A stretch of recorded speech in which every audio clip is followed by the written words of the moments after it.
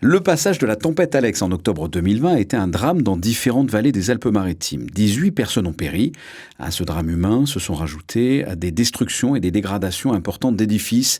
Destructions considérées comme les plus importantes en France depuis celle de la Seconde Guerre mondiale.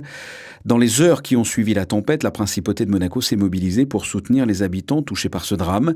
Parmi les 30 projets de reconstruction et de mise en valeur du patrimoine financés par la principauté, Malocène. Le souverain est allé à la rencontre des Malocénois en compagnie du maire Jean-Pierre Castiglia et du président du conseil départemental des Alpes-Maritimes, Charles-Ange Ginesi. Cette commune située au-dessus de la vallée du Var, à 60 km de Monaco, a été également touchée. Le canal de l'Adoux, qui alimente en eau la population, a été sérieusement endommagé, ainsi que le moulin construit en 1775. Grâce à l'apport financier de la principauté, ces deux édifices ont été restaurés. C'est important parce que c'est lui qui nous a donné une subvention quand même de 200 000 € pour faire les réparations des dégâts qui ont été de la tempête Alex. Il y a eu un éboulement, d'ailleurs vous pouvez le voir d'ici. Vous avez la cassure qui est au-dessus du moulin, qui est tombée sur le moulin et sur le pont qui est derrière, que nous avons refait, l'aqueduc.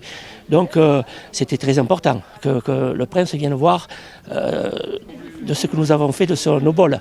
Les projets soutenus par Monaco varient, la liste est longue, avec par exemple la reconstruction d'un pont à Breil-sur-Roya, les murs du village à Sorges, la toiture de l'église à Tende, la vacherie de Molière à Val-de-Blore, ou encore ici, à Malocène, avec le pont du canal et le moulin.